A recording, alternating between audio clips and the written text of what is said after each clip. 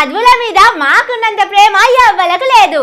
సర్కారు బడులన్నా ఆ బడుల్లో చదివే పిల్లలన్నా మాకు మస్తు పాయడం ఉంటది. మేము ఇట్లా కుర్చీలో కూసోంగలే బడులు మంచిగా చేసినాం. అప్పటిదాకా బడుల్లో టీచర్లు లేరు, పొలగాళ్ళు లేరు. ఆ మాటకొస్తే అసలు బడులే లేవని కొందరు చెప్పుకుంటారు. కానీ అసలు కదా ఏరే ఉన్నదట. ఆ లెవెల్లో కాదుల్లో మన కాంగ్రెస్ సర్కారు వాళ్ళు సర్కార్లో కూసోగానే మొత్తం చదువుల తరీఖానే మార్చేసిండ్రట. పోయిన సర్కారు వాళ్ళు ఇటున్న పుల్ల అటు పెట్టలే, కానీ మేము రాగానే టీచర్ కొలువులు ఇచ్చినాం, టీచర్లకు ప్రమోషన్లు ఇచ్చినామని చెప్పుకుంటున్నారు. ఉన్నటువంటి ఇంధన రాజ్యం కాంగ్రెస్ ప్రభుత్వం ముందుగా ఆలోచన చేసింది కూడా గురువుల గురించే. ప్రమోషన్స్ లేకుండా ఉన్నటువంటి ఉపాధ్యాయులకు దాదాపు 30,000 మందికి ప్రమోషన్స్ ఇచ్చింది కూడా ఈ ప్రభుత్వమే.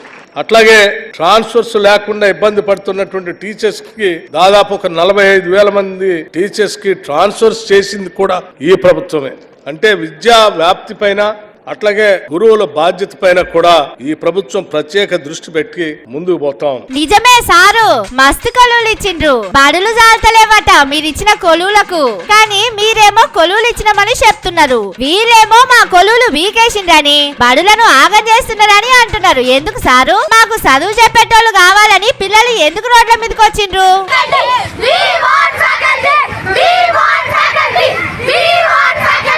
వీళ్ళే కాదు, గురుకులాల్లో పీటీ సార్లను కూడా పీకేసిండ్రట. సీఎం సారేమో మళ్ళొచ్చే ఒలింపిక్స్ గేమ్స్ లా అన్ని దేశాల కంటే తెలంగాణకే ఎక్కువ పథకాలు తెప్పిస్తామంటున్నాడు. మరి పీటీ సార్లు లేకుండా యూట్యూబ్ లో ఆటలు పెట్టి అవి చూసుకుంటా నేర్చుకోవాలి కావచ్చునని గురుకులాల్లో చదివే పిల్లలు మాట్లాడుకుంటున్నారు.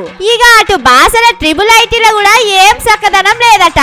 2,000 మంది పిల్లలు వచ్చి ధర్నాకు కూర్చున్నారు. సర్కారు చేస్తామనే ఏం చేయలేదని లొల్లి వేసిండ్రు.